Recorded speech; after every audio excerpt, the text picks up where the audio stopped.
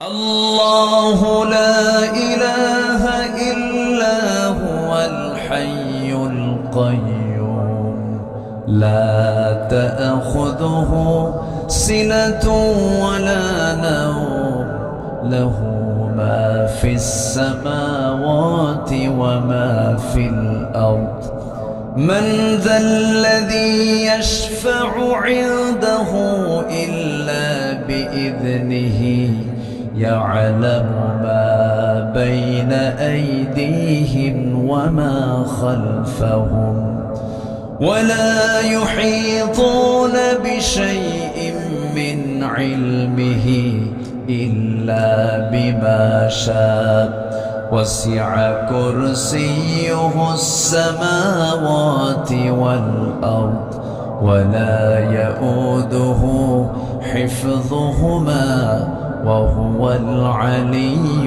العظيم جنبنا الله أكبر এই আয়াতের নাম কি বলেন তো আয়াতুল কুরসি 9টা বাক্য মিলে আয়াত 9টা বাক্য জুড়ে আমার আল্লাহর পরিচয় এটা হলো কোরআনে কারীমের শ্রেষ্ঠ আয়াত আর একটা শ্রেষ্ঠ সূরা আছে যে সূরাটা তাওহীদের সূরা যেটাতে আল্লাহর পরিচয় পরিপূর্ণ পাওয়া যায় যে সূরাটার নাম করণ করা হয়েছে সূরার সংশ্লিষ্ট কোনো শব্দ থেকে নয় 114 সূরার মধ্যে দুটো সূরার নাম আল্লাহ তাআলা পৃথকভাবে নামকরণ করেছেন যেরকম সূরা নাস কুল আউযু বিরাব্বিন নাস ফালাক কুল আউযু বিরাব্বিল ফালাক কুরাইশ লিইলাফি কুরাইশ মাউন ওয়া ইয়ামনাউনাল মাউন সূরা ফিল আলাম তারা কাইফা ফাআলা রাব্বুকা বিআসহাবিল ফিল প্রত্যেকটা সূরার নামকরণ হয়েছে সংশ্লিষ্ট সূরার কোন শব্দ সেখান থেকে চয়ন করে সূরার নামকরণ করা হয়েছে কিন্তু শুধু দুটো সূরার নামকরণ করা হয়েছে পৃথকভাবে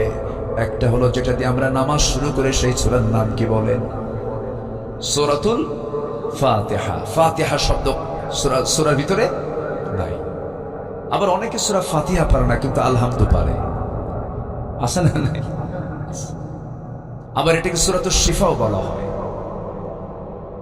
আরেকটা সূরা হলো যে সূরাটা শ্রেষ্ঠ সূরা তাওহীদের সূরা আল্লাহকে চেনার জন্য সবচেয়ে কমন সবচেয়ে সংক্ষিপ্ত মুখতাসার একটা সূরা যারা পারেন ঠোঁট মিলিয়ে বলুন যে সূরাটা পড়লে পরে 3 বার পড়লে পরে গোটা কোরআন খতমের সমান আল্লাহ পাক তার আমলনামায় দিয়ে দেন সবাই বলুন কুল হুয়াল্লাহু আহাদ লিল্লাহুস সামাদ লাম ইয়ালিদ ওয়া লাম ইউলাদ ওয়া লাম ইয়াকুল লাহু কুফুয়ান আহাদ এই সূরার নাম কি সূরাতুল ইখলাস যদি কোনো বান্দা এই সূরাটা নিয়মিত পড়তে পারে 3 বার করে পড়বে গোটা কোরআন খতমের সওয়াব হয়ে যাবে এত বরকত এত দাম এত সম্মান এই সূরার কেন দেওয়া হলো কারণ এই সূরার টোটাল অংশ জুড়ে কার পরিচয় আসতে বলবেন না কার পরিচয় এই দুনিয়াতে কারো প্রশংসা করলে সে মানুষটা বেজার হয় না খুশি হয় খুশি হয় মানুষের প্রশংসা করলে পরে যেমন খুশি হয়ে যায় আমার আল্লাহ তাআলার প্রশংসা যদি কোনো বান্দা করে আমার আল্লাহ ব্যাপক খুশি হয়ে যান যখন বান্দা নামাজে দাঁড়ায় যখন বলে আলহামদুলিল্লাহি রাব্বিল আলামিন আল্লাহর সঙ্গে সঙ্গে দেরি না করে সঙ্গে সঙ্গে জবাব দিয়ে দেন হামিদানি আবাদি আর রহমানির রহিম যখন বলে আল্লাহ বলেন আসনা আলাইয়া আবাদি যখন বান্দা বলে মালিক ইয়াউমিদ্দিন আল্লাহ বলেন মাজ্জাদানি আবাদি ইয়াকা না'বুদু ওয়া ইয়াকা নাস্তাঈন পর্যন্ত যখন বান্দা বলে আল্লাহ বলেন হাদা বাইনি ওয়া বাইনা আবাদি ইহদিনাস সিরাতাল মুস্তাকিম থেকে শুরু করে নিয়ে আলাদ-দালিন পর্যন্ত যখন বান্দা বলে আল্লাহ বলেন বান্দারে নামাজের মধ্যে তুই এতক্ষণ ধরে যা যা চাইলি সমস্ত চাওয়া আমি আল্লাহ রাব্বুল আলামিন কবুল করে নিলাম আবার বান্দা যখন রুকুতে চলে যায় আল্লাহ তখন অস্থির হয়ে যান বান্দা যখন সিজদায় পড়ে কাঁদে আল্লাহ তখন সমস্ত ফেরেশতাকে ডাক দেন, ফেরেশতাকে ডাক দেন, ও ফেরেশতারা দেখ এই বান্দাটা আমার সঙ্গে কত সুন্দর করে নামাজের মধ্যে কথা বলল, রুকু দিল, শুধু রুকু নয় সেজদাও দিল। এই বান্দার তামাম জিন্দেগীর গুনাহ মাফ করে ওই বান্দার জন্য জান্নাতের বাজেট আমি আল্লাহ পাস করে দিলাম। নামাজ মানে নাজাত, নামাজ মানে কি? নাজাত। কিন্তু দুঃখজনক, আমার দেশে নামাজি বেশি না বেনামাজি বেশি? আসতে বলো, নামাজি বেশি না বেনামাজি বেশি? কেন?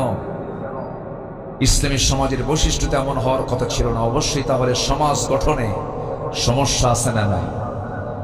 সমাজ বিনির্মাণে, সমাজটাকে সাজানোর জন্য যে নেতৃত্ব দরকার, সেই নেতৃত্বের মধ্যে ফাটল, প্রবলেম, অপূর্ণতা, অযোগ্যতা, ব্যর্থতা, অসম্পূর্ণতা আছে না নাই? যদি নামাজি নেতৃত্ব থাকতো আজকে সমাজের অধিকাংশ লোক নামাজি হতো, ঠিক কি না? সংসদে বলে যে কিছু কিছু মাদ্রাসায় সেই 4:30টার দিকে উঠে ছাত্রদেরকে পড়ানো হয়। 4:30টার দিকে উঠে তারা কি পড়ে তারা নিজেরাও জানে না, শিক্ষকও জানে না। মানে কোরআনটা মুখস্থ করে, এটা তাদের খুব গায়ের জ্বালার কারণ। চিন্তা করুন, যাদের কাছে কোরআন শেখা বিরক্তকর মনে হয়, কোরআন তেলাওয়াত যাদের কাছে বিরক্ত মনে হয়, যাদের কাছে কোরআনের চর্চা বিরক্ত মনে হয়, আমি তো মনে করি তাদের সিনার মধ্যে লুকানো আছে, রক্তের মধ্যে লুকানো আছে আবু জেহেল, হামান, ফেরাউনদের রক্ত। আজকে সমাজের বেশি অধিকাংশ মানুষ যদি কোরআন শিখত, কোরআন যে সিনায় থাকে সে কখনো বেনামাজি হয় না, ঠিক কি না? শিক্ষার হার বেড়েছে না কমেছে? বলেন, আজকে সমাজ আগের তুলনায় শিক্ষার হার কমেছে না বেড়েছে? বেড়েছে। কিন্তু কোরআন শেখার যে হারটা, সেটা কি বেড়েছে? বাড়ে নাই। কয়জন কোরআন পড়তে পারে বলেন? যে মাহফিল আমরা আসছে কোরআনের মাহফিল, যদি আমি বলি এখানে যারা আসছেন সহি করে কোরআনটা পড়তে পারেন কয়জন? সবার হাত কি উঠবে? আসতে বলেন, সবার হাত কি উঠবে? কিন্তু এটা কি উচিত ছিল বলেন? কোরআন শেখা, কোরআনটাকে সুন্দর করে তেলাওয়াত করা সবার জন্য সুন্নত ওয়াজিব না ফরজ? সুন্নত ওয়াজিব না ফরজ? ফরজ। অথচ সেই ফরজের জ্ঞান আমাদের এখনো অর্জন করা হলো না জাতীয়ভাবে। সম্মানিত ভাইরা, যার ছাড়া নামাজও হয় না, যার ছাড়া কি হয় না? নামাজও হয় না। অনেক কথা আছে, আস্তে আস্তে করে বলবো। আমাকে সময় দিচ্ছেন তো নাকি? কারো কোনো আপত্তি নেই তো? জোরে বলি ইনশাআল্লাহ। আমি কোরআন থেকে কথা বলবো। কার গায়ে লাগলো আর কার গায়ে না লাগলো এটা আমি দেখলে কি আমি কোরআন থেকে কথা বলতে পারবো? আসতে বলে না, পারবো? পারবো না। সুদ খাওয়া কি? আসতে বলে, সুদ খাওয়া কি? আজকে সমাজে সুদ কম না সুদ বেশি বলেন? তাহলে সুদের বিরুদ্ধে কথা বললে সুদখোর কি খুশি হবে? আসতে বলে, সুদখোর কি খুশি হবে? যে জেনা করে, যে মদ খায়, যদি মদের বিরুদ্ধে কথা বলেন সে মদখোর কি খুশি হবে? এই দুনিয়াতে বৈধ ব্যবসা বেশি না অবৈধ ব্যবসা বেশি? ক্যাসিনো, মদ, জুয়া, তারপরে পতিতাবৃত্তি, তারপরে গেমস, ফ্রি ফায়ার, পাবজি, যাই হোক, এই গোটা এই অবৈধ কারবার গোটা পৃথিবীতে বাৎসরিক এর বিজনেস হলো $2685 বিলিয়ন। যেরকম নাউজুবিল্লাহ, $2685 বিলিয়ন শুধু এই পতিতাবৃত্তি, তারপরে মদ, জুয়া, ক্যাসিনো, গেমস, সাথে অবৈধ এই যে অস্ত্রের যে মহড়া গোটা পৃথিবীতে চলছে। তো যারা এগুলোর সঙ্গে জড়িত আছে তারা কি কখনো চাবে জমিনে কোরআনের কোনো বিধান চালু হোক? আসতে বলবেন চালু হোক। চাবে তারা? চাবে? আমার বন্ধুগণ, ভূমিকায় আমি কিছু কথা টেনে নিলাম, মূল আলোচনার দিকে আমি চলে যাচ্ছি, মূল আয়াতের দিকে আস্তে আস্তে চলে যাচ্ছি। সূরাটার নাম যেন কি বলেছিলাম বলেন? সূরাতুল বাকারা। শেষ দিকের আমি তিনটা আয়াতে কারিমা তেলাওয়াত করেছি।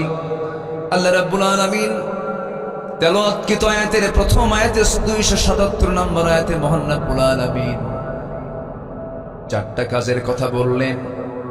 আল্লাহ বলছেন, চারটা কাজ যদি তুমি আমার কাছে করে আসতে পারো, আমি তোমার জন্য দুইটা রোগ তোমার জন্য চিরতরে তোমার জীবন থেকে মাইনাস করে দেব। দুইটা রোগ থেকে তুমি বেঁচে যাবে। একটা রোগের নাম হলো ভয়, আর একটা রোগের নাম হলো চিন্তা। আজকে এই দুইটা রোগ বুঝে আমাদের সমাজে নাই। আসতে বলবেন না, আছে না? নাই। ভয়, এটা কি রোগ না? আসতে বলবেন, ভয় কি রোগ নয়? চিন্তা, অনেকের ঘুম হয় না, কি হয়? চিন্তা হয়। আছে কিনা? আছে কিনা বলেন। 2-3টে ওষুধ একসঙ্গে মারে, তাও ঘুম হয় না। আল্লাহ বলছেন, চারটা কাজ করবা, কোনো ওষুধ খাওয়া লাগবে না, কোনো ভয়ও থাকবে না, কোনো চিন্তাও থাকবে না, আমি আল্লাহ দূর করে দেব সবকিছু। যেরকম সুবহানাল্লাহ। সম্মানিত ভাইয়েরা, সে ভয়টা কিসের? যেরকম শ্যামনগর, ওই বনাঞ্চলগুলো, সুন্দরবনের ভিতরে একটা প্রাণী আছে, যে প্রাণীটা যদি কোনো তার সামনে কোনো মানুষ পড়ে যায় আড়ালে, রয়্যাল বেঙ্গল টাইগার ওকে ছাড়বে? ওর কাজ কি? হিংস্রতা। সে মাংসাশী প্রাণী, কাউকে পাইলে সে সবল দেবে, তাকে ধরে ফেলবে। আমরা এই জন্য বাঘকে দেখে ভয় পাই, সিংহকে দেখে ভয় পাই, সাপের কি বলে এটাকে, সবল। আচ্ছা, সাপ যদি আপনাকে অ্যাটাক করে আমরা ভয় পাই কেন? এর যে যন্ত্রণা, এর যে দংশন, এর বিষাক্ত সবল আমার জীবনকে নাশ করে দিতে পারে। কিন্তু এই জায়গায় আল্লাহ রাব্বুল আলামিন এই ভয়ের কথা বলেন নাই, এই চিন্তার কথা বলেন নাই। আল্লাহ রাব্বুল আলামিন বলছেন, তোর ভয়কে আমি আল্লাহ দূর করে দেব, তোর চিন্তাকে দূর করে দেব। এই যে সমাজ, আমরা জাগতিক জীবনে যে ভয়ের মধ্যে অবস্থান করছি, আজকে আমরা বাঘের জন্য, বাঘের যে ভয় আমরা পাই, বাঘকে দেখে ভয় পাই, সিংহকে দেখে ভয় পাই, এরপরে বিষাক্ত সাপ দেখে ভয় পাই। যতটুকু না ভয় পাই এই সমস্ত প্রাণীগুলোকে দেখে, তার চাইতে আজকে মানুষ বেশি ভয় পায় হলো কিছু হিংস্র মানুষের ভয়ের কারণে। ঠিক কিনা? মানুষ কিন্তু ওই সমস্ত হিংস্র প্রাণীর চেয়ে আরো কি হিংস্র হয়ে গেছে। আজকে মানুষ সিংহকে দেখে বেশি ভয় পায় না মানুষ মানুষকে দেখে বেশি ভয় পায়?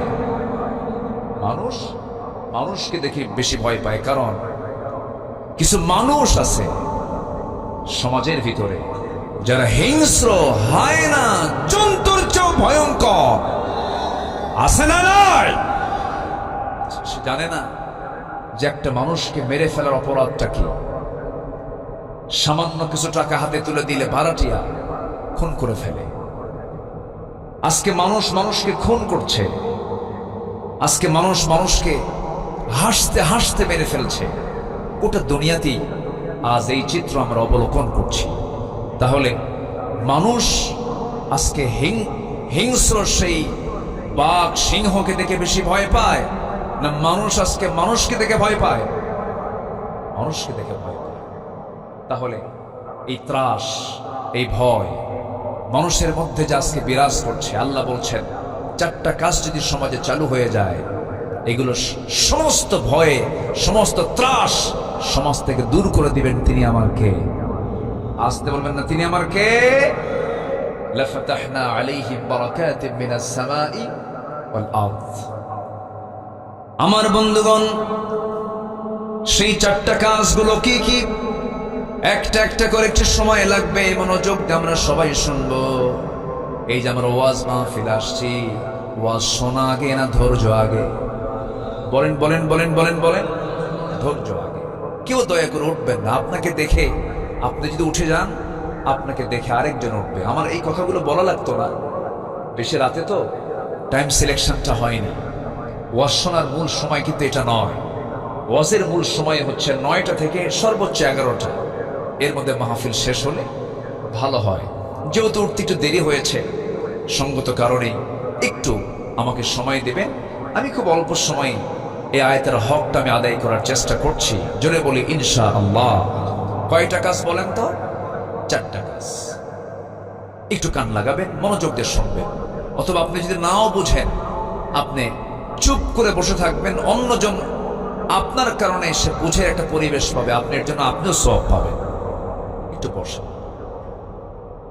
আল্লাহ রাব্বুল আলামিন সেই 4টা কাজের কথা বলেছেন। যারা পারেন আমার সঙ্গে ঠোঁট মিলিয়ে বলুন, ইন্নাল্লাযীনা আমানু ওয়া আমিলুস সালিহাতি ওয়া আকামুস সালাহ ওয়া আতাবুস যাকাহ লাহুম আজরুহুম ইনদা রাব্বিহিম ওয়া লা খাউফুন আলাইহিম ওয়ালা হুম ইয়াহজানুন।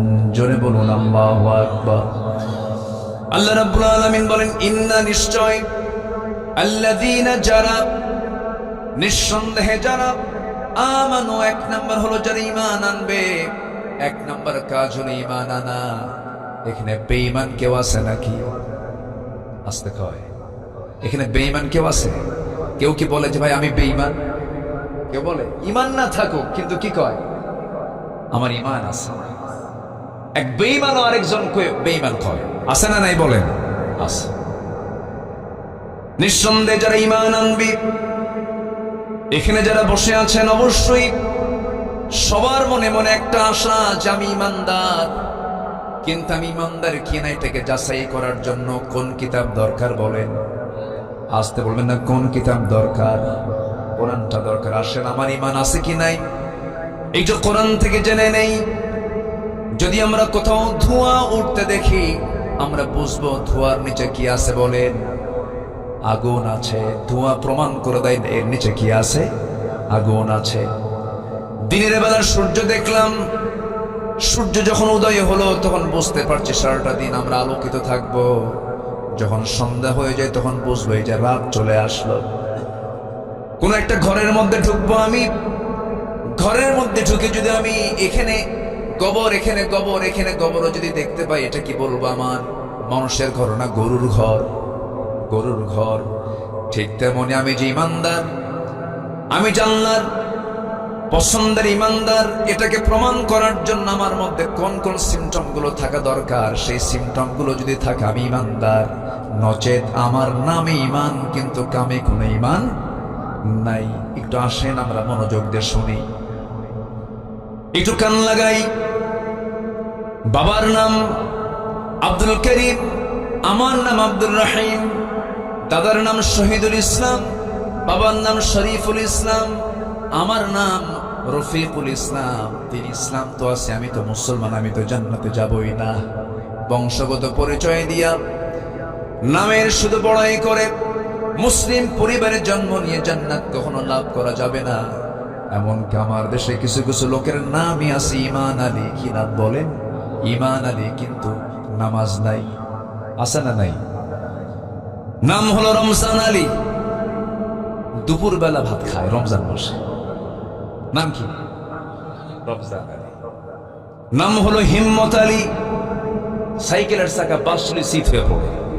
নাম কি রাখছে? হিম্মত আলী। নাম হলো খোকা মিয়া, বয়স 84 বছর।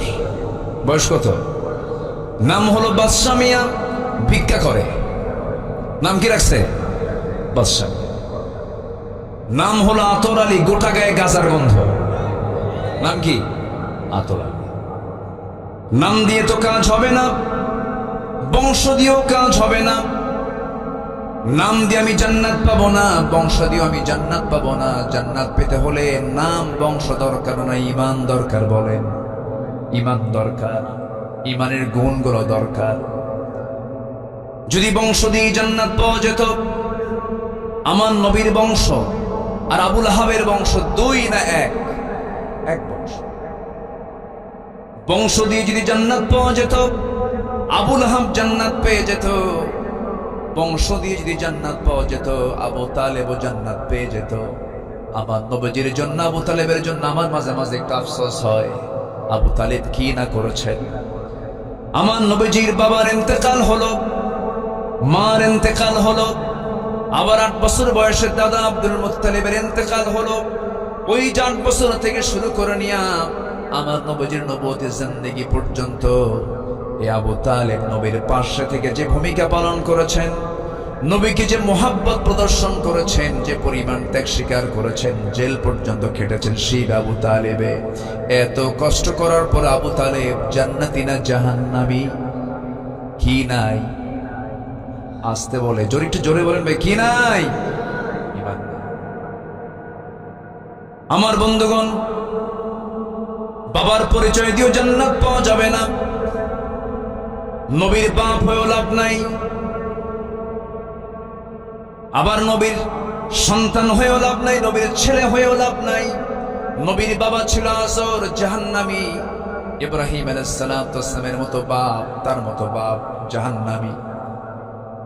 আবার নূহ আলাইহিস সালাম পরে একজন পয়গম্বর ছিলেন, ইন্নী দাউতু কওমি লাইলান ওয়া নাহারা, দিনে রাতে তিনি কালিমার দাওয়াত দিয়েছেন।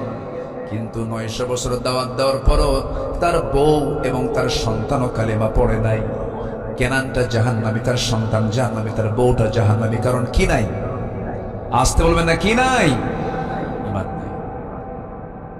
তাহলে বোঝা গেল বাবার পরিচয় দিয়ে জান্নাত পাওয়া যাবে না, বংশের পরিচয় দিয়ে জান্নাত পাওয়া যাবে না, চেহারা দিয়ে জান্নাত পাওয়া যাবে না, নেতার পরিচয় দিয়ে জান্নাত পাওয়া যাবে না, অর্থবিত্ত দিয়ে জান্নাত পাওয়া যাবে না।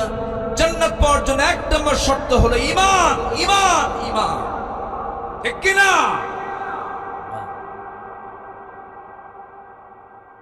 পীরের ছেলে বলে আপনি জান্নাত পাবেন না। অনেকদিন আগে এক মাহফিলে আমি পার্টিসিপেট করলাম, অংশগ্রহণ করলাম। সেখানে আরেকজন মেহমান, বয়স্ক মানুষ, তো আমি ওনাকে দেখে সালাম দিলাম। উনিও অতিথি, সালাম দিলাম। অনেকে আছে সালাম দিলে উত্তর খুঁজে পাওয়া যায় না, আছে না? কিছু কিছু আছে না? আছে, সালাম দিবেন আসসালামু আলাইকুম, আওয়াজ নাই। এটা মানুষের কিছু বদ স্বভাব। এটা সালাম, এটা হচ্ছে সবচেয়ে শ্রেষ্ঠ দোয়া। সালামের যে জবাব সঠিকভাবে দেয় না, এটা সেই ইসলামের বড় একটা হুকুম থেকে সে নিজেকে বঞ্চিত রাখে। সালাম দিলাম, উত্তর তেমন নাই। তো আমি তাকে আবার কাছে টান দিয়ে বললাম, মুরব্বী আপনার পরিচয়? উনি খেপে গেলেন আমার উপরে। খেপে গিয়ে বলতেছে, আমি অমক পীর জাদা। কি জাদা বলেন তো? পীর জাদা। খুব জোর গলায় বললেন। তা আমি শুনলাম, আমি আর কিছু বললাম না। তা আমাকে আবার উল্টা প্রশ্ন করেন, আপনার পরিচয়? বললাম, আমি তো নবী জাদা। কি জাদা? নবী জাদা। আমি পীরকে মহব্বত করি। আবার ভুল বুঝবেন না, আমি পীরকে মহব্বত করি যদি সঠিক পীর হয়, যদি শাহজালাল ইয়ামিনের মতো হয়, শাহ পরানের মতো হয়, আপনাদের বুকে আছেন খান জাহান আলীর মতো হয়, মাইনুদ্দিন চিশতি রহমতুল্লাহের মতো হয়, রাজা পৃথ্বীরাজের বিরুদ্ধে যারা মোকাবেলা করেছেন, এরকম হক যদি হয় কোনো আপত্তি নাই। কিন্তু গাঁজা খাওয়া দরবার, পিটাইয়া সোজা করা দরকার। ঠিক কিনা? আছে না নাই? গাঁজা খায়, গাঁজা নাকি বেহেশতের গাছ। যেরকম নাউজুবিল্লাহ। কত যে ভণ্ডামি আমার দেশে আছে। আল্লাহ তুমি এই সমস্ত ভণ্ডামি থেকে জাতিকে হেফাজত করো। জোরে বলি আল্লাহুম্মা আমিন। ভাইরে, একটু মনোযোগ দিয়ে কথাগুলো শোনো, খুব গুরুত্বপূর্ণ কথা। ওয়াজ তো আমার না, ওয়াজ মূলত কার? ওয়াজ কি আমার? ওয়াজ কি কোনো মোল্লা? ওয়াজ মূলত কার? আল্লাহ। তো আমি যখন কইছি নবীজাদা, ওনার মনটা খুব খারাপ হয়ে গেল। আপনি এরকম করে বললেন কেন? হ্যাঁ, আপনি যদি পীরের ছেলে, যদি পীরজাদা হন, আমি নবীর ছেলে, আমি নবীজাদা। আমার বাপ আদম, উনি নবী, আমি তার ছেলে, নবীজাদা। ডিগ্রি কি তার বেশি হলো না আমার বেশি হলো? লাভ কি?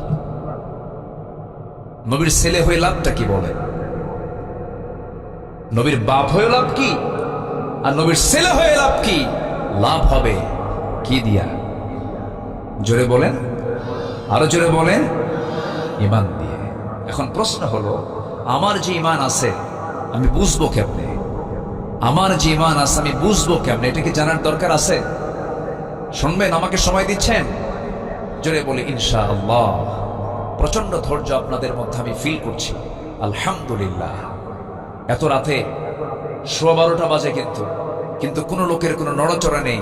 এটা প্রমাণ হয় কদমতলা এই এলাকার মানুষের ভিতরে ইসলামের চেতনা অত্যন্ত মজবুত, অত্যন্ত মজবুত, অত্যন্ত মজবুত। বলি আলহামদুলিল্লাহ। আমার ঈমান যে আছে আমি বুঝবো কেমনে? এটার ওজন করার জন্য কোন কিতাবটা আছে বলেন তো? কোরআনটা। আসুন কোরআনের আয়নায় আমরা দেখে নেই আমাদের চেহারা, ঈমানের চেহারাটা কেমন।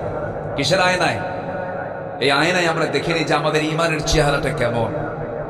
আমাদের ঈমানটার চেহারা কি ঠিক আছে না নষ্ট হয়ে গেছে? একটু আমরা শিখে নেই, বুঝে নেই। সম্মানিত ভাইরা, আমাদের সমাজে কি হিংসা আছে? না না না, আছে, হিংসা আছে। হিংসা কি ঈমানদারের গুণ? এটা কি ঈমানের গুণ না ঈমানের রোগ? বলেন, ঈমানের গুণ না ঈমানের রোগ? রোগ। হিংসা আছে যার, আমল নষ্ট হবে তার। ঈমানের রোগ, হিংসা একটা রোগ। একজনের একটু উন্নতি হয়, একটু বড় হতে থাকে, আরেকজনের ঘুম হয় না। এরকম লোক তো সাতক্ষীরায় নাই, আছে। একটু জমাজমি কেনে, একটু পরিশ্রম করে, চাষি মানুষ, বছর হতে 1 বিঘা জমি কিনলো। জমি কি এমনি কিনছে? হিংসায় ওর ঘুম হয় না, আছে না নাই? আচ্ছা, মেয়েকে একটু ভালো জায়গায় বিয়ে দিছে, একটু ভালো ভালো ঘরে বিয়ে হয়েছে, প্রতিবেশীর ঘুম হয় না, খুব হিংসা করে। একজন একটু পড়াশোনা করেছে, একটা রিক্সাওয়ালার ছেলে মাস্টার্স ডিগ্রি পাস করেছে, ভালো একটা চাকরি বাকরি পাইছে, প্রতিবেশীর ঘুম হয় না, হিংসা করে। আছে কি না?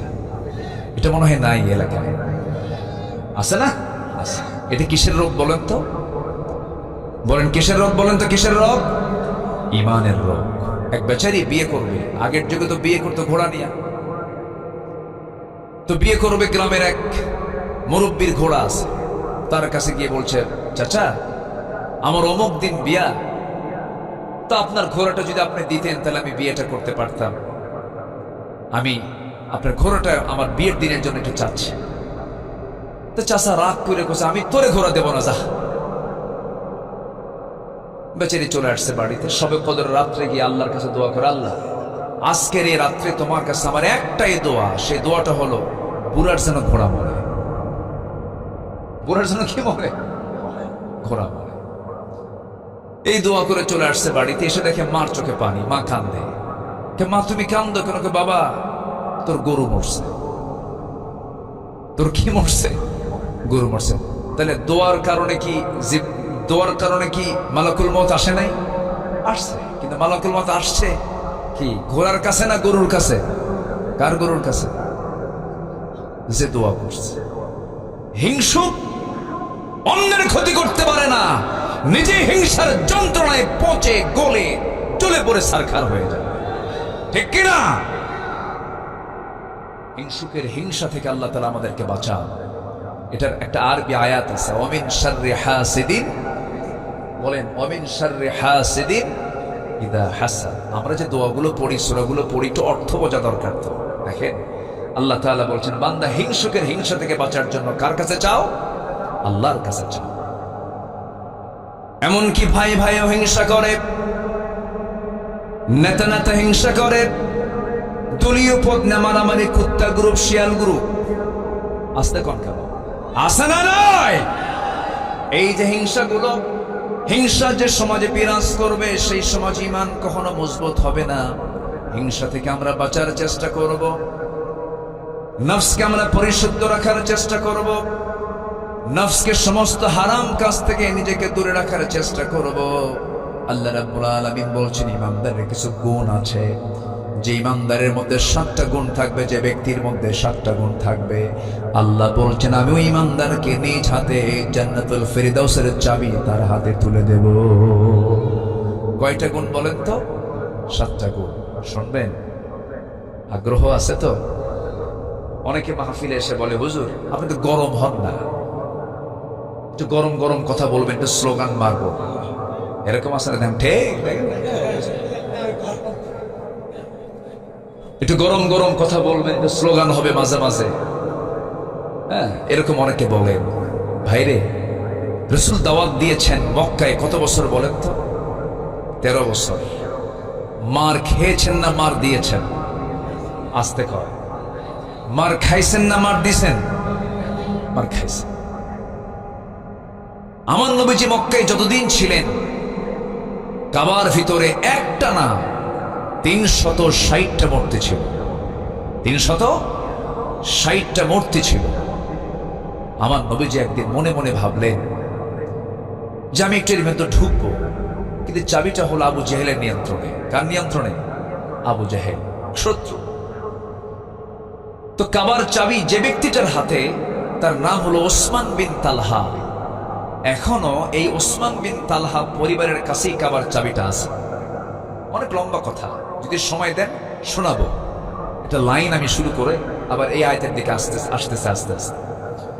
তো আমার নবী আস্তেই করে ওসমান বিন তালহার কাছে গিয়ে বলেন, ওসমান বিন তালহা, আমার খুব শখ, তুমি যদি আমাকে চাবিটা দিতে, একটু ভিতরে ঢুকতাম।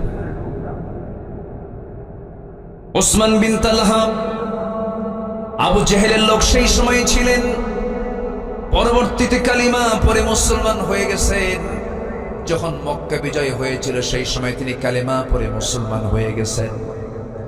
ওসমান বিন তালহার কাছে রাসূল যখন প্রস্তাব দিলেন, ও ওসমান, চাবিটা আমার হাতে দিয়ে দাও, আমার রাসূলকে সঙ্গে সঙ্গে একটা ধাক্কা মেরে দিল। নবীজি মুখ থুবড়ে পড়ে গেলেন। নবীজি মুখ থুবড়ে পড়ে যাওয়ার পর আস্তে আস্তে করে আবার দাঁড়ালেন, একটা মুচকি হাসি মারলেন।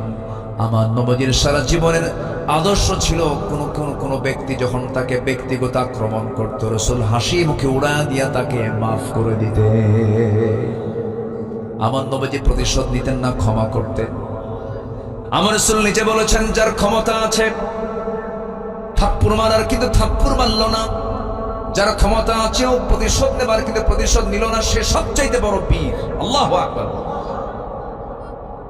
প্রতিশোধ নিলেন আপনি, এটার মজা আপনি কিছুক্ষণ পাবেন, কিন্তু প্রতিশোধ না নিয়ে আপনি ক্ষমা করে দিবেন, আজীবন আপনি এটার আনন্দ পাবেন না। লোকটাকে আমি মাফ করে দিয়েছি। যে বান্দাকে মাফ করবে আল্লাহ, ওই বান্দাকে আল্লাহ নিজে মাফ করে দিবেন।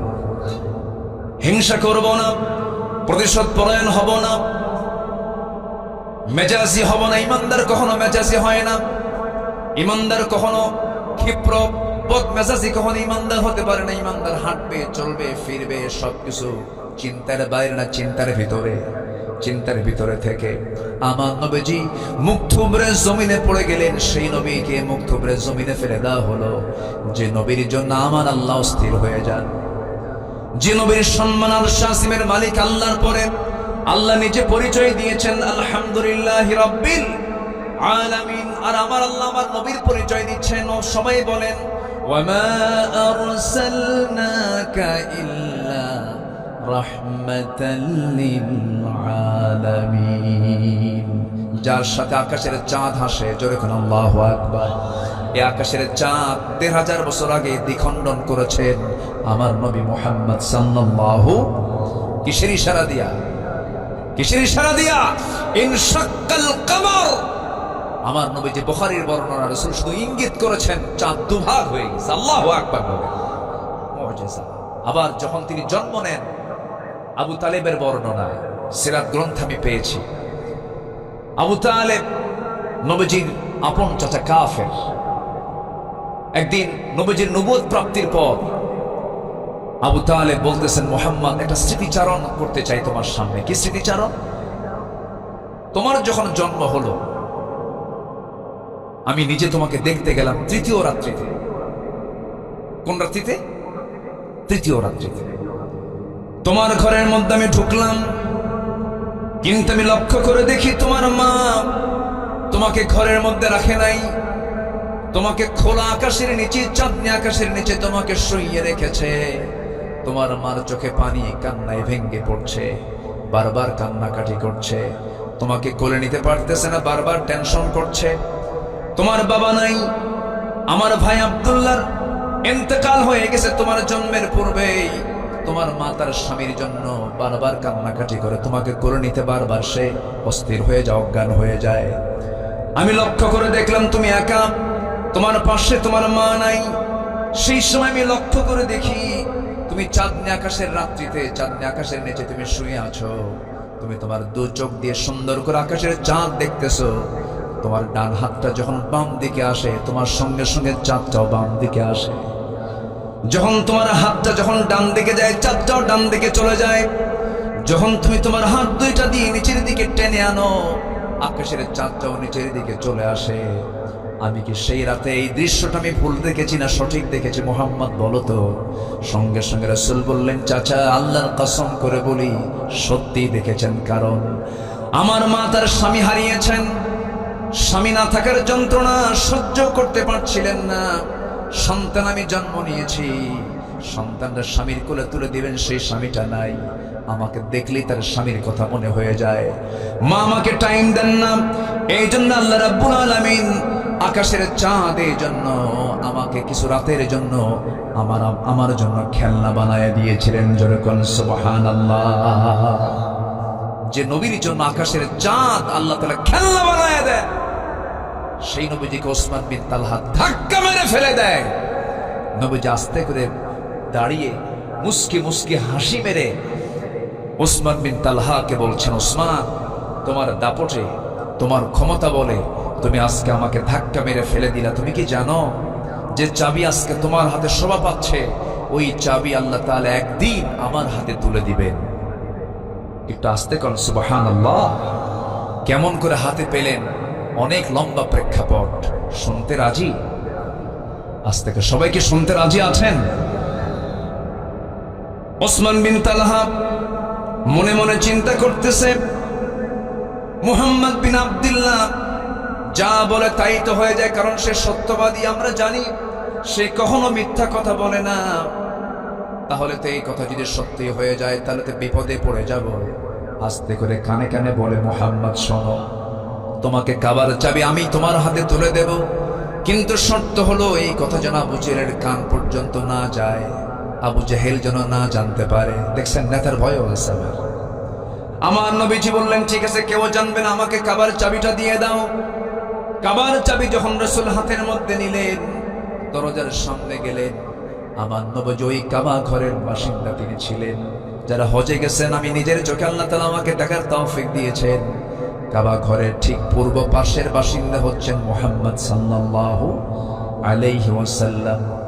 আমার নবীজির ঘর হলো কাবা শরীফের ঠিক পূর্ব ধারে। তার কিবলাও পশ্চিম, আমাদের কিবলাও পশ্চিম। পৃথিবীর সব মানুষের কিবলা কি পশ্চিম? কারো উত্তর, কারো দক্ষিণ, কারো পূর্ব। আর আমাদের কিবলা কি? পশ্চিম। আমার রাসূলের কিবলাও কি? পশ্চিম। মিল আছে না নাই? আছে।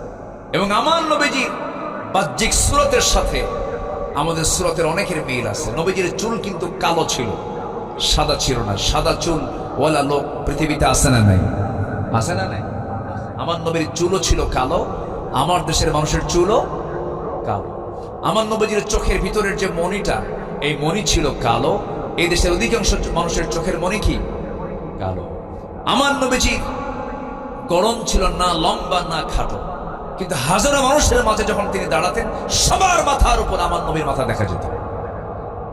আচ্ছা, আমার নবীজি না লম্বা ছিলেন না খাটো ছিলেন। এই দেশের মানুষ লম্বা বেশি না খাটো বেশি? একরকম, একটা মিডিয়াম সাইজের।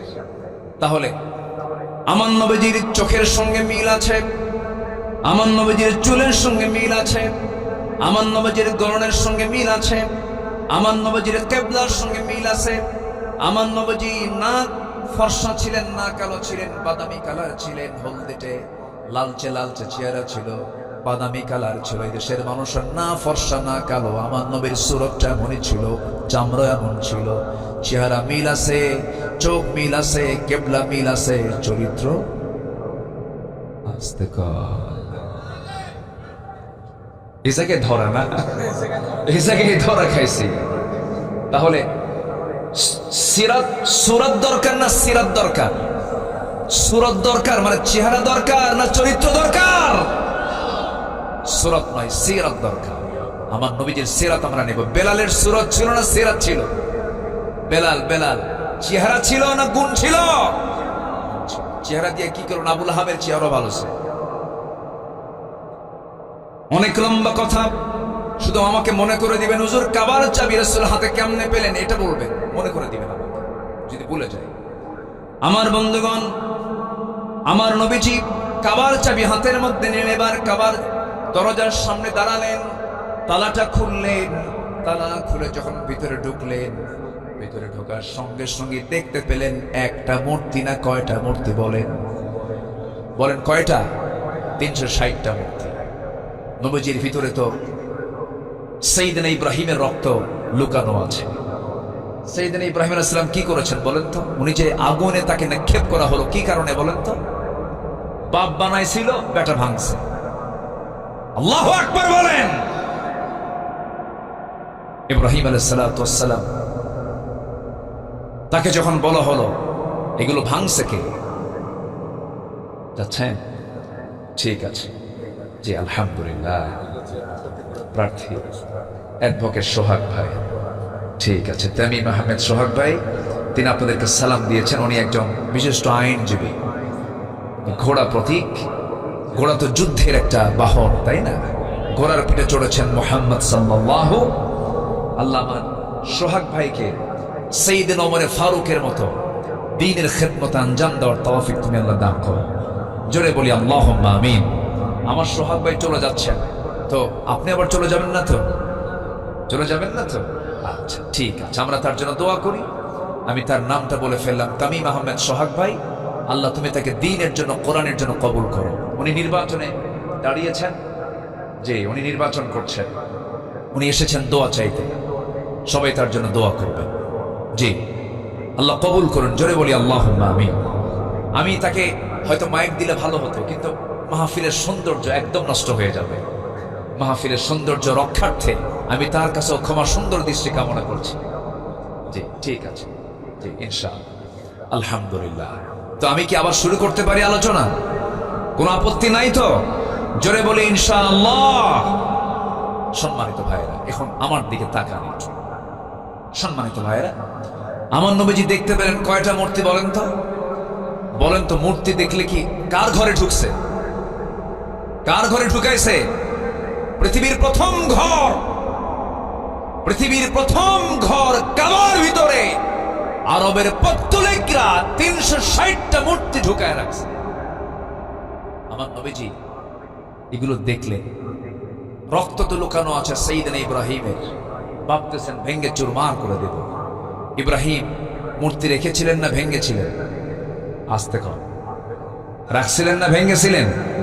ভাঙছেন। আবার উল্টা পাল্টা বুঝবেন না, হয়তো আগামীকালকে যেন এটা যেন হেড নিউজ না হয়, হুজুর আসছিল মূর্তি যা আছে সব ভেঙ্গে সোজা করতে কইছে, এটা যেন আবার উল্টা পাল্টা বুঝেন না। হিন্দু ভাইরা মূর্তি বানাবে, তারা তাদের মন্দিরে তাদের উপাসনা করবে, আমাদের এতে কোনো হেডেক, মাথা ব্যথা নাই। তাদের ধর্ম তাদের কাছে, আমাদের ধর্ম আমাদের কাছে। তাদের কোনো মূর্তিকে আমাদের গালি দেওয়ারও দরকার নাই। কিন্তু কথা হচ্ছে, ধর্ম যার যার, উৎসব সবার, এখানে ঘটনা কিছু পেঁয়াজ খেয়েছে। আসতে কাবেন না, সেরকম ঠিক কিনা? এই জাতীয় কথা মানুষ বললে পরে তার ঈমান আছে না গেছে? ঈমান আছে না গেছে? ধর্ম যার যার, উৎসব সবার যদি হয়। আমার দেশে কোনদিন কি দেখেছেন আমাদের ঈদগাহে, আমাদের জুমার নামাজে, ঈদের নামাজে অন্য ধর্মের কোন ভাইকে অংশগ্রহণ করেছেন? কিন্তু আমাদের কিছু মুসলমান ভাইরা দুর্গা পূজার যায় অনুষ্ঠানে গিয়ে নারিকেল নাড়ু খায়, বিসমিল্লাহ কয়। হায়া নাই, শরম নাই, আছে না নাই? আর আসে না। চাকরি যার যার, বেতন সবার। বউ যার যার, হক সবার। না, বউ যার যার হক তার তার, চাকরি যার যার হক তার তার, ধর্ম যার যার, উৎসব তার তার। কষ্ট পাচ্ছেন নাকি? ধর্মীয় বিষয়ে ফতোয়া দেবে সাধারণ মানুষ না আলেম ওলামা? আমার দেশে বেনামাজি, সুদখোর, জেনাকার, বদমাইশরাও ফতুয়া মারে। আছে না নাই? কষ্ট পাচ্ছেন নাকি? ঘড়ি আজকে এত ঘুরতেছে কেন বুঝলাম? এত তাড়াতাড়ি টাইম চলে যাচ্ছে। আমার আলোচনা এত পড়ে আছে, সামনে আর বহু আলোচনা পড়ে আছে না? আমার আলোচনা চলো, জোরে বলি ইনশাআল্লাহ। হ্যাঁ, মনে আছে, সমস্যা নাই। ইমানদারের গুণ কয়টা বলেন? বলেন কয়টা? একটাও কি কইছি আমি? বলেন, এগুলো একটা একটা করে বললে তো ফজর হয়ে যাবে। হোক, জোরে বলি ইনশাআল্লাহ। জি, আলহামদুলিল্লাহ। এই উঠে কে ধরেন, ধরেন তো, এই বসেন। যে একটু মজা করে বললাম, আবার রাগ করেন না, একটু বসেন, কেউ উঠবেন না। আমি আর একটু সময় একটু মিলাই দেবো। আমি আলোচনা শুরু করেছি যেটা দিয়ে একটু গোছায় দিয়ে আমি শেষ করে ফেলবো। ফজর নামাজ পড়বো তো আমরা ইনশাআল্লাহ। আমার দেশে আবার বহু ইমানদার আছে হুজুর, ইমান কি বলে, নামাজ না থাক ইমান তো আছে, বুকে থাপড়ে আবার, বুঝলেন, মানে ভাবে যে থাপ্পড় মারলে ইমান মজবুত হয়। আছে না নাই? আমার বন্ধুগণ,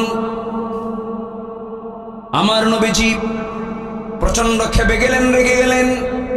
মূর্তিগুলো দেখে ভাবলেন সবগুলো ভেঙ্গে চুরমার করে দেব। ইব্রাহিম আলাইহিস সালাতু ওয়াস সালাম মূর্তিগুলোকে সব মাথাগুলো ভেঙ্গে দিয়েছিলেন। বলা হয়েছিল ইব্রাহিম এগুলো ভাঙছে কে? তিনি বললেন তোমরা তোমাদের রবকে জিজ্ঞাসা করো। তিনি জীবনে 3টা হিকমতপূর্ণ মিথ্যা কথা বলেছিলেন। কয়টা?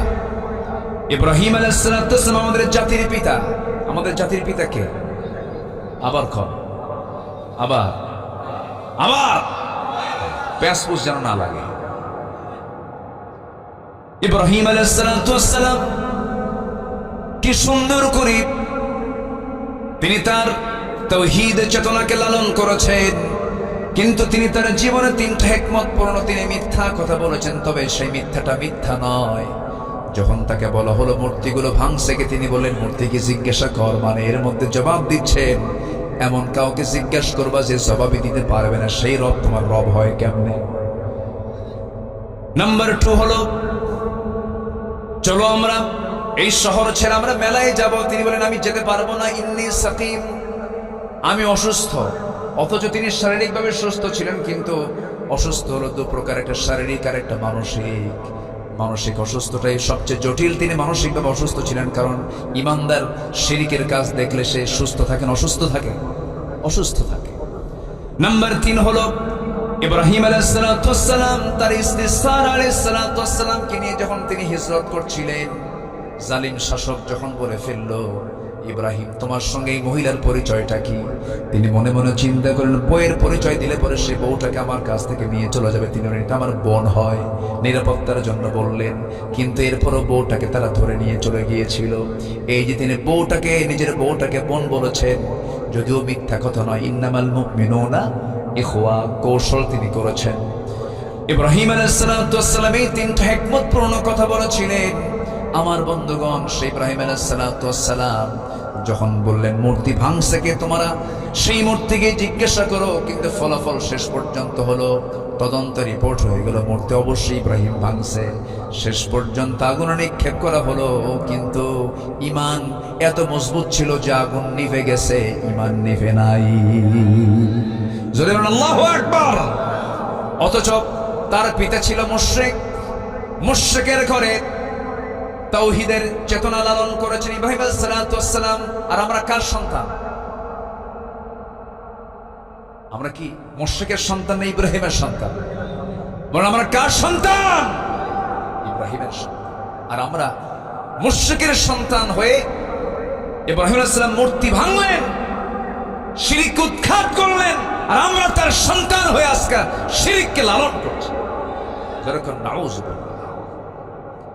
এইদিকে আফসোস করে আল্লামা ইকবাল বলছেন, উনকো তহযীব নে हर बंद से आजाद किया लाके काबे से सनम खाने में आबाद किया।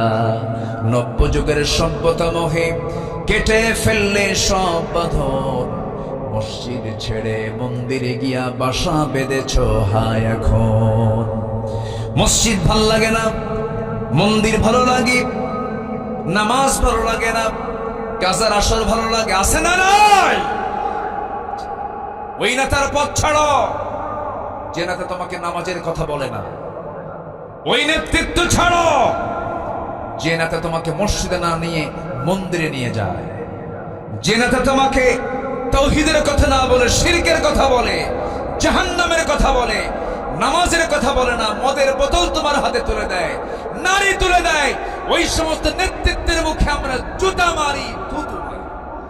রাজি আছেন কারা কারা? হাত উঁচু করে দেখান মুসলমান।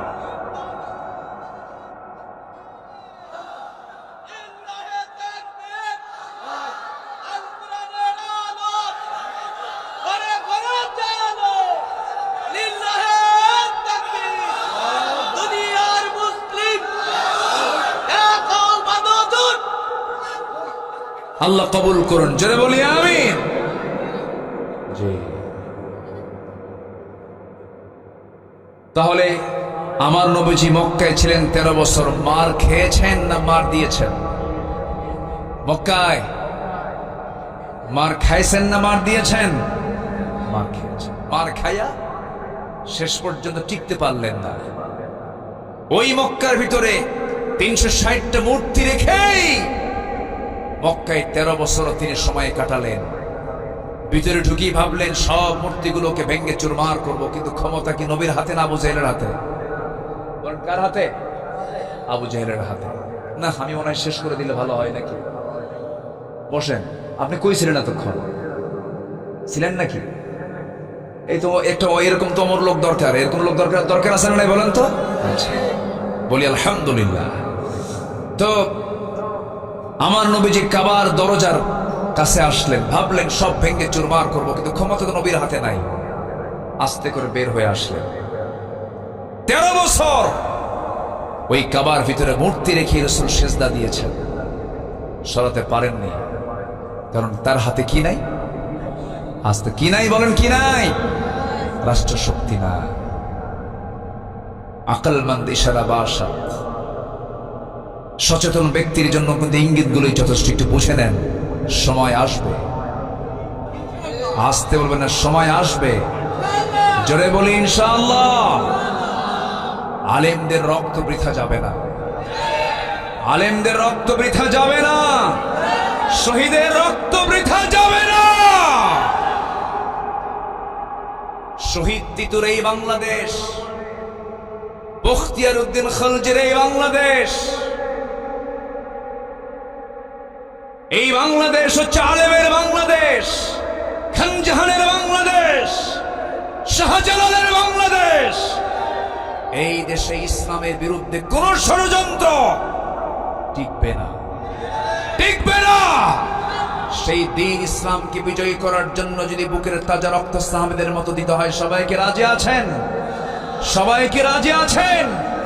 দিনের জন্য যদি জীবন দিতে হয়, দিনের জন্যই দেব, বুকের তাজা প্রাণ ঢেলে দিতে রাজি আছেন কারা কারা? হাত উঁচু করে দেখান মুসলমান।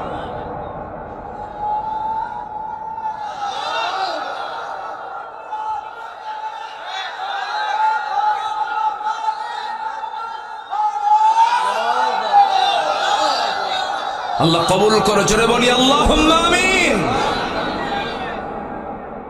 সম্মানিত ভাইয়েরা, আমার নবীজি যখন মক্কায় ছিলেন, নবীজির চোখের সামনে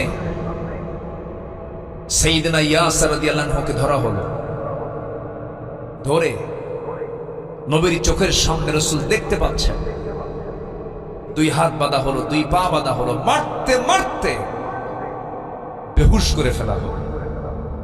আমার নবীজি এই দৃশ্য অবলোকন করছিলেন, কিন্তু ক্ষমতা নাই। আবু জাহেল রিমান্ডে নিয়ে শেষ পর্যন্ত কি করলো? ইয়াসির রাদিয়াল্লাহু আনহুর একটা পা একটা ঘোড়ার পায়ের সঙ্গে বেঁধে দিল, আরেকটা পা আরেকটা ঘোড়ার পায়ের সঙ্গে বেঁধে দিয়া দুই দিকে দুইটা ঘোড়া চালায় দিল। মুরগি রানের মতো দুই টুকরা করে ইয়াসারকে দুনিয়া থেকে বিদায় করে দেওয়া হলো। তার শাহাদতের রক্ত গড়া শেষ হতে না হতেই তার স্ত্রী সুমাইয়াকে ধরা হলো। সুমাইয়াকে ধরে নিয়া মারতে মারতে রক্তাক্ত করে ফেলে দিয়া আবু জেলরা করলো কি, হাতের মধ্যে তারা শক্ত একটা লোহার রড হাতের মধ্যে নিল, বলল হাতের মধ্যে নিয়ে তার কলিজা বরাবর মেরে দিল, বুক দিয়ে ঢুকে পিঠ দিয়ে বের করে ফেললো। সুমাইয়া দুনিয়া থেকে বিদায় নিলেন। আমার নবীজি শুধু ক্ষমতা নাই, পাওয়ার নাই, দূর থেকে শুধু বললেন সবরান আলা ইয়াসার, সবরান আলা ইয়াসার ফাইন্না মাউইদাকুমুল জান্নাহ। ধৈর্য ধরো, ধৈর্য ধরো ইয়াসার পরিবার, তোমাদের জন্য আল্লাহর জান্নাতের ওয়াদা হয়ে গেছে। নবীজি আমার দোয়া করলেন। মক্কার মাটিতে রাসূলকে কি বলে দলীয় নিবন্ধন বন্ধ করে দিল, দাওয়াতি কার্যক্রম বন্ধ করে দিল। কোন দাওয়াতি কাজ পর্যন্ত নবীজি করতে পারেন না। মক্কার মাটিতে সাহাবায়ে কেরাম ঘর থেকে বের হতে পারেন না। কে না জানেন ইতিহাসগুলো, সাইয়েদনা আবু বকরের মতো মানুষ। নামাজের হুকুম তখন ফরজ হয়ে গেছে। নবীজি মেরাজ থেকে 5 ওয়াক্ত নামাজ নিয়ে এসেছেন। কাবার চত্বরে দাঁড়ায়া সাইয়েদনা আবু বকর নামাজ শুরু করবেন।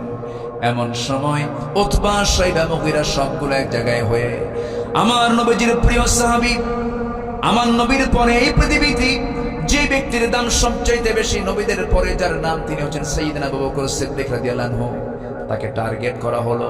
অথবা করলো কি, থাপ্পড় মেরে জমিনে ফেলে দিয়া কাবার চত্বরে তাকে চিৎ করে শোয়া দিয়া, নাকের উপরে খরম পায়ের জুতা দিয়া, খরম জুতা দিয়া পায়ে তার নাকে একটা চাপা দিল, একটা ডলা দিয়ে দিল। নাকটা মোচা হয়ে গেছে, ফিঙ্কি দিয়ে রক্ত পড়া শুরু হয়ে গেছে। মারতে মারতে রক্তাক্ত করে ফেলা হলো। নবীর পাশে কেউ নাই, এইদিকে আবু বকরের পাশে কেউ নাই। সাইয়েদনা আবু বকর সিদ্দিক রাদিয়াল্লাহু আনহু সেন্সলেস হয়ে পড়ে থাকলেন।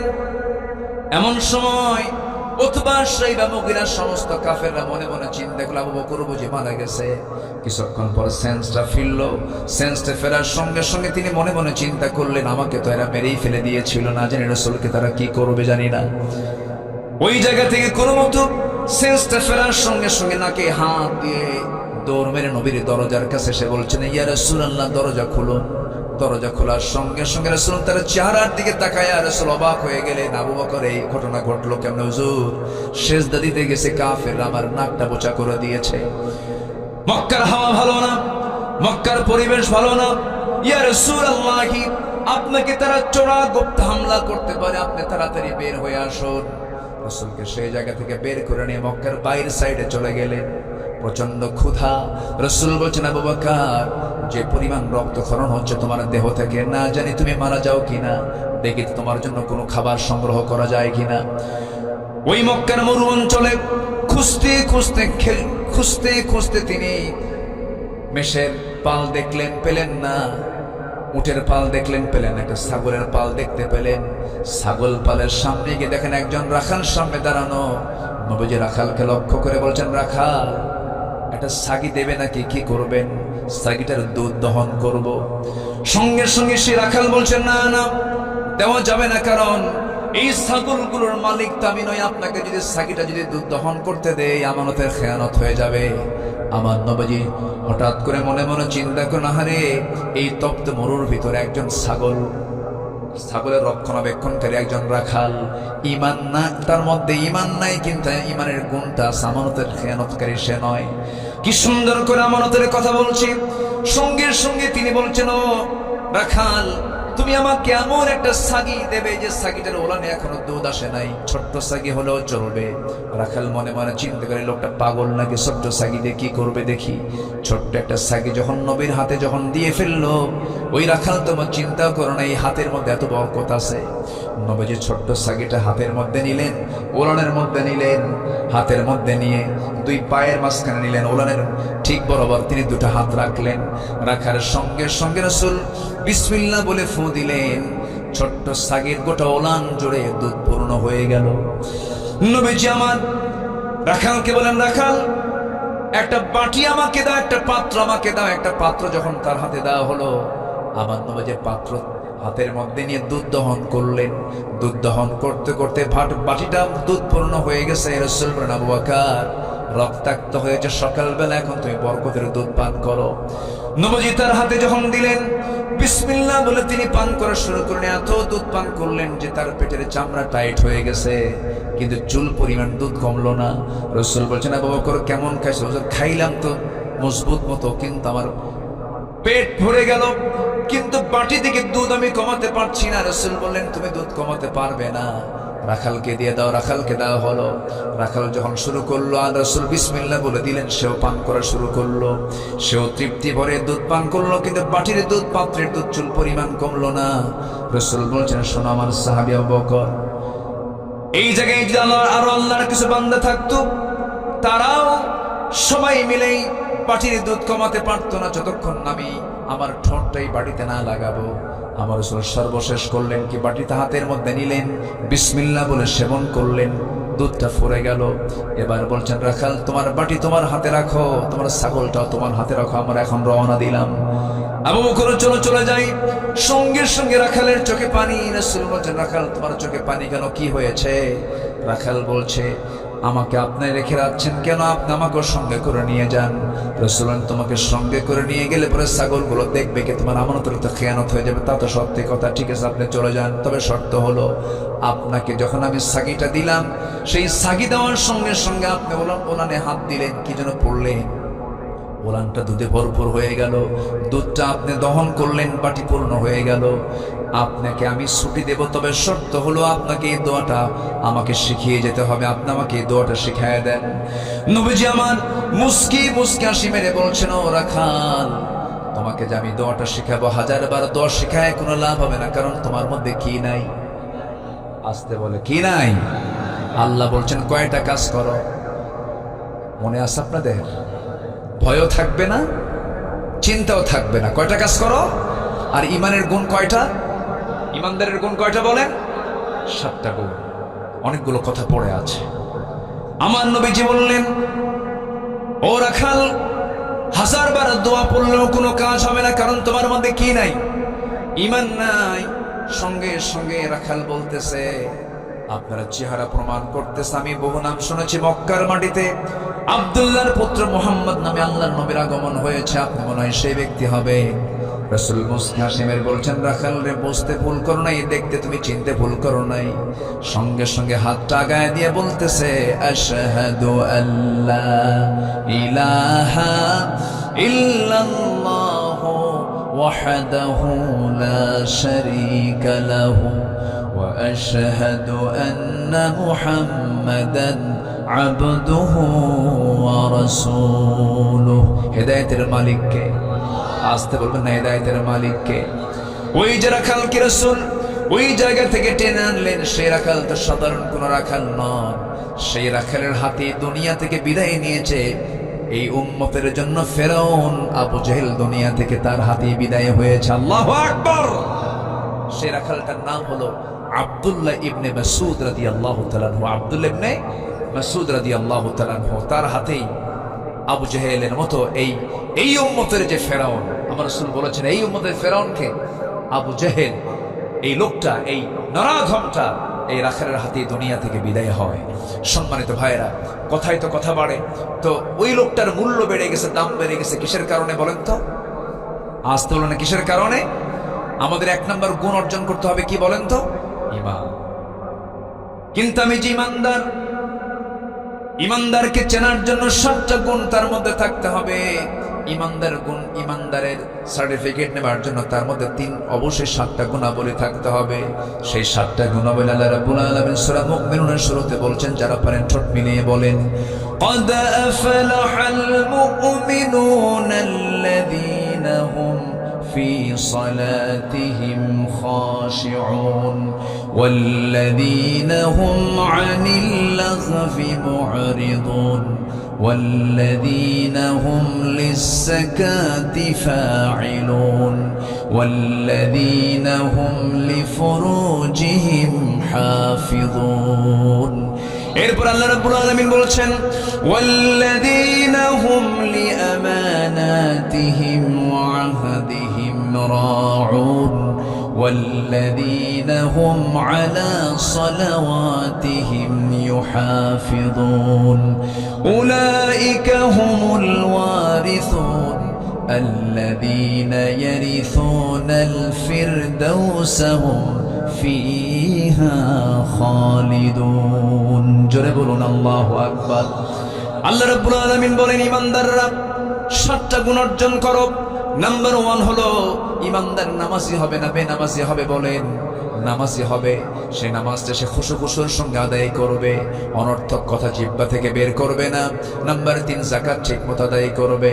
নাম্বার 4 সে তার লজ্জাস্থানকে হেফাজত করবে। যুবকরা, নিজের চরিত্র ঠিক রাখার জন্য অবশ্যই নিজেকে কন্ট্রোল করার দরকার আছে না নাই? আসতে বলবেন না, আছে না নাই? বিবাহ পূর্ব কোনো প্রেম করা যাবে? আস্তে আস্তে বিবাহ পূর্ব কোনো প্রেম করা যাবে? আচ্ছা, বিয়ের আগে কি প্রেম হয় না জেনা হয়? বিয়ের পরে কি হয়? প্রেম হয়। কিন্তু আজকে বিয়ের আগে, আজকে সমাজে বিয়ের আগে কি হয়? প্রেম হয়ে যায়। বিয়ের আগে যদি প্রেম ট্রেম করো, বিয়ের পরে তার প্রেম থাকবে না, খালি কিলা কিলিয়ার ঘুষাঘুষি হবে, ঠিক কিনা? এগুলো করবা না। বিয়ের প্রয়োজন হবে, তোমার যৌবন আছে, পিছনের দরজা দিয়ে না দিয়ে সামনের দরজা দিয়ে আসবে। মেয়ের বাবাকে প্রস্তাব দিয়ে ফেলবা, তোমার আব্বা দিয়া, নিজে না, প্রস্তাব দিয়ে ফেলবা, বিয়ে করে ফেলবা। জেনার কাছে যাবা না, নোংরামি করবা না, কুকুর সিগাল শুকুরের চরিত্র নিয়ে আসবা, ঠিক কিনা? আমি মানুষ, আমার মানুষের চরিত্র যেন আমার মধ্যে থাকে, এই দিকটা তোমার খেয়াল করতে হবে। তোমাকে ঈমান নষ্ট করার জন্য তোমার সামনে উলঙ্গ হয়ে নারীরা সামনে দাঁড়াবে আখিরের জামানায়। সেই দৃশ্যকে আমরা দেখছি না আজকে? সেই দৃশ্য দেখছি কিনা? আজকে চরিত্রহীনা লম্পট বদমাইশগুলো হয়ে যায় সমাজের সেলিব্রিটি, ঠিক কিনা? আর ওই সমস্ত অশ্লীল বেহায়াপনা চরিত্রহীনা এই সমস্ত মেয়েদেরকে কলেজের মাঠে, স্কুল মাঠে নিয়ে এসে নাচায়। আর যে নেতারা হাতের তালি মারে, ওই সমস্ত নেতৃত্বের মুখে জুতা মারা দরকার, ঠিক কিনা? জুতা মারা দরকার। বুঝে নেন কথাগুলো। এরকম বদমাইশ আছে না নাই? এমন সভ্য বাপ আছে, নিজের মেয়েকে মঞ্চে তুলে দিয়ে মেয়েকে বলে, তুই না, মা তুমি নাচো। মেয়ে নাচে, বাবা হাতের তালি দেয়, থাপড়ায় 32 দাঁত ওই বাপের ভাঙা দরকার। সচেতন হতে হবে। আজকে নোংরা মানুষগুলো সমাজের নেতৃত্বের আসনে বসে গেছে। মসজিদ কমিটি পর্যন্ত দখল করেছে সুদখোররা। কথা বলবো, কথা তো কেবল শুরু হচ্ছে আমার।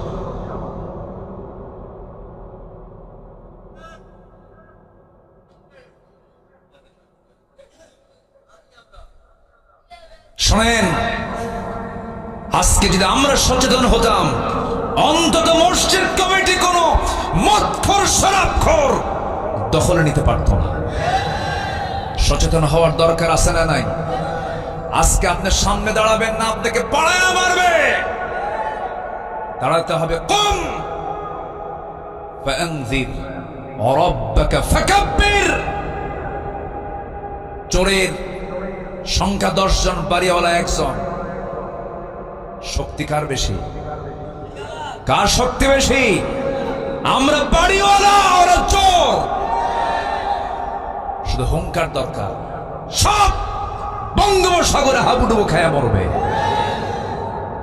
সাথে শুধু ঈমানটা থাকতে হবে। কি থাকতে হবে?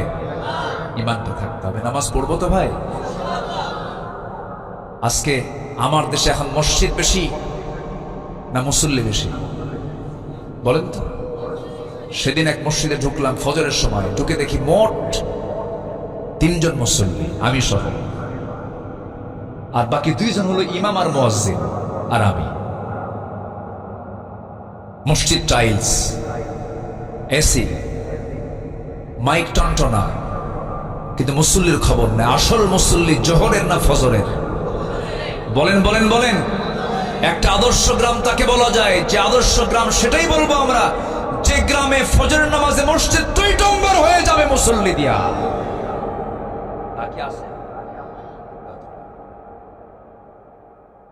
গ্রামের এই মাথায় একটা, মাঝখানে একটা, আর ওই মাথায় আরেকটা মসজিদ। আমি কি ভুল বলতেছি? মুসল্লি নাই। মসজিদ বেশি দরকার না মুসল্লি বেশি দরকার? সভাপতি সুদ খায়, সেক্রেটারি মদ খায়, আর ক্যাশিয়ার মহিলার পিছনে বসে থাকে। আছে না নাই? অন্যের বাড়িকে ধরা খায়। এখন সভাপতির সামনে এখন খতিব ওয়াজ করবে কেমন? ওয়াজ করতে নিয়ে হঠাৎ করে একদিন বলেই ফেলছে যে আয়াত, ইয়া আইয়ুহাল্লাযীনা আমানু তাকুল্লাহা ওয়া যারু মা বাকিয়া মিনার রিবা। আমি যেখান থেকে আজকে তেলাওয়াত করেছি, একটা অপরাধ আছে যে অপরাধ করা মানে আল্লাহ রাসূলের বিরুদ্ধে যুদ্ধে নামা। যেরকম নাউযুবিল্লাহ। সে অপরাধটা কি জানেন? সেটা সুদ। সেটা কি বলেন? সুদ। সুদ তো সাক্ষীরাতে নাই। আসতে কয় আছে আছে। এই সময় কি উঠবেন না? উঠলি ভাববো ওই লোকটা সুদ খায়, বসে থাকেন। সুদ, সুদের করাল গ্রাস আমার দেশে আজকে বিরাজ করছে। সুদ আছে যেখানে, বলেন সুদ আছে যেখানে। মাহফিলে বললাম ঠিক আছে, মাহফিল শেষে চলে গেলে তার সমস্যা নেই।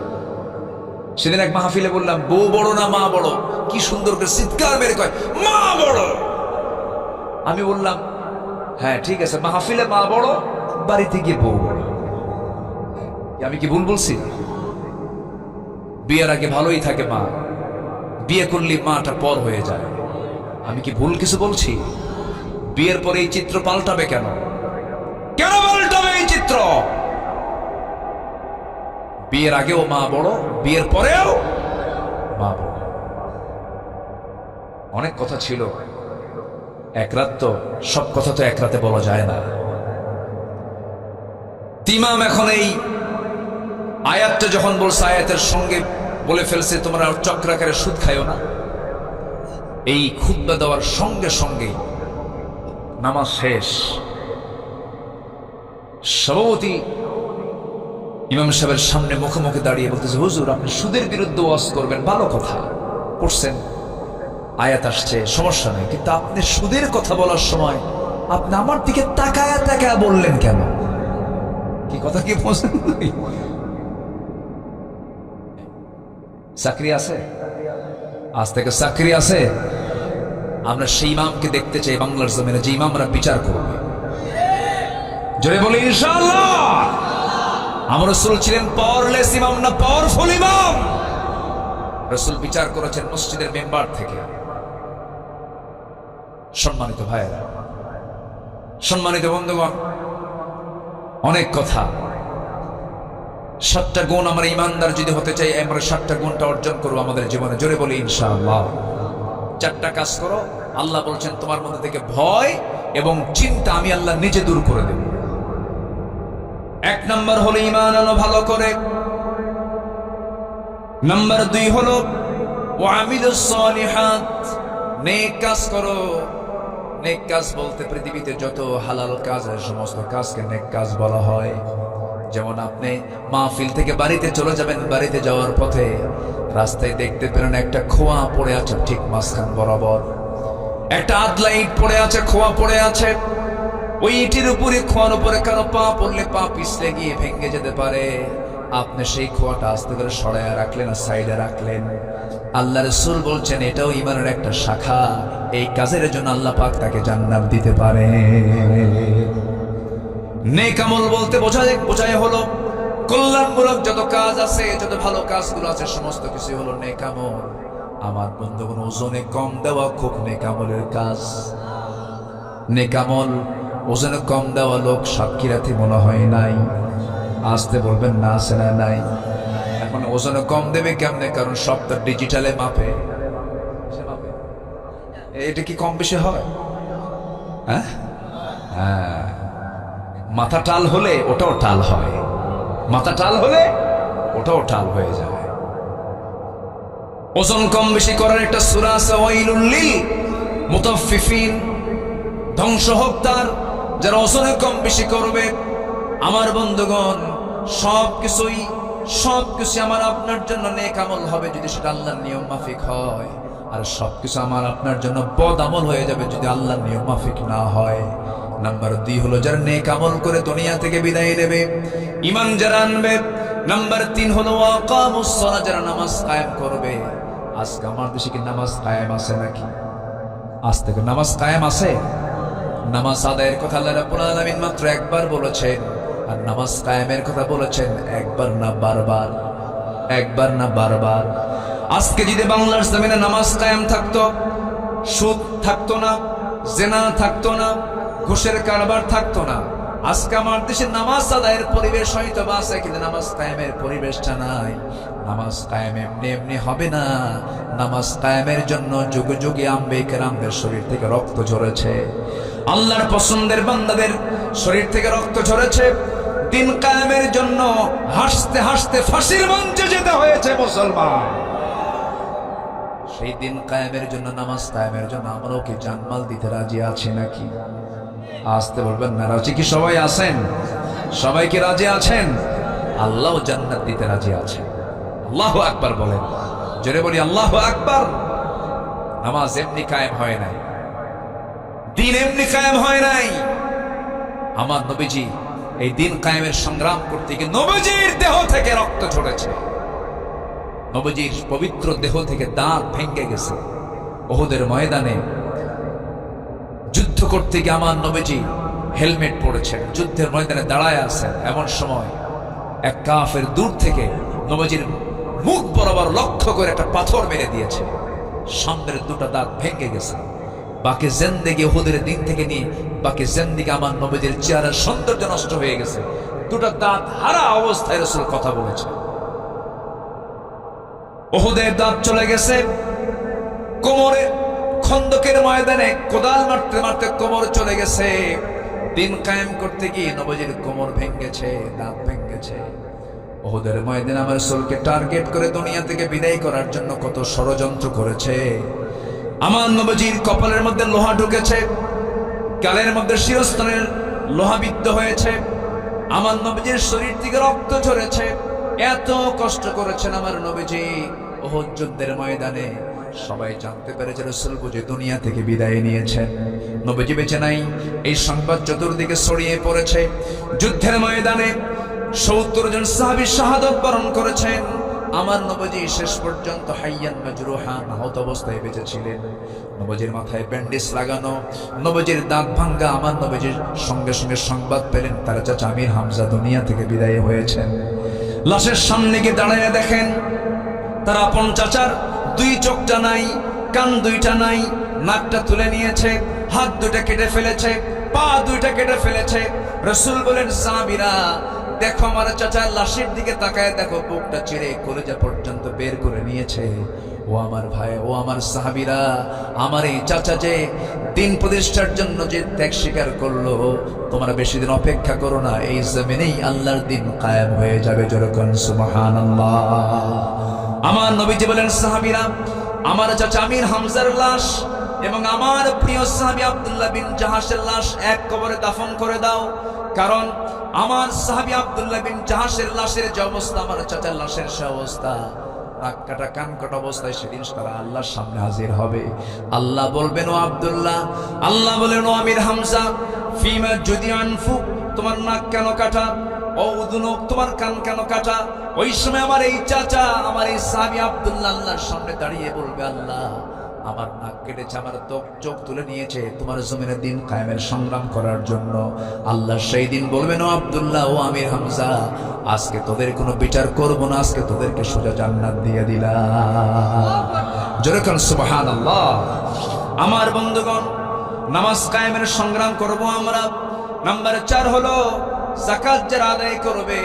এই 4টা কাজ যারা করবে, আল্লাহ রাব্বুল আলামিন বলছেন, আল্লাহ রাব্বুল আলামিন 2টা অফার দিয়েছেন। 1 নম্বর অফার হলো লাহুম আজরুহুম ইনদা রাব্বিহিম। আল্লাহ বলছেন তাদের জন্য আমি আল্লাহ সীমাহীন পুরস্কার রেখে দিয়েছি। যেরকম সুবহানাল্লাহ।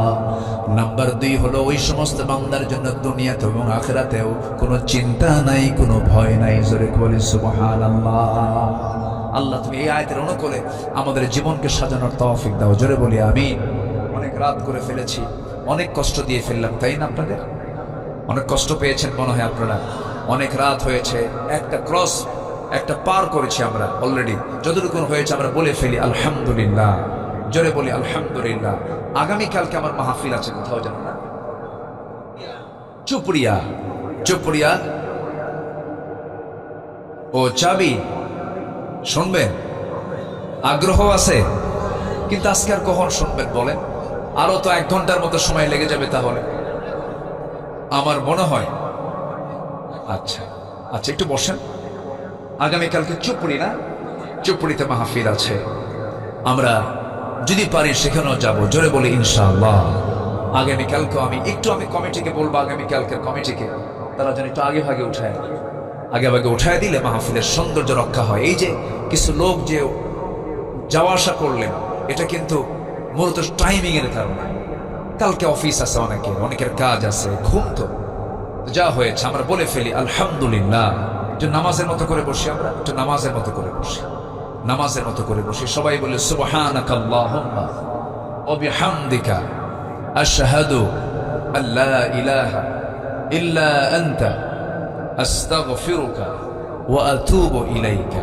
চিৎকার মেরে বলি, ইয়া আল্লাহ, আমার জীবনে সাগীরা কবীরা, ছোট বড় সব গুনাহ তুমি আল্লাহ মাফ করে দাও। জোরে বলি ইয়া রাব্বাল আলামিন, ইয়া রাব্বাল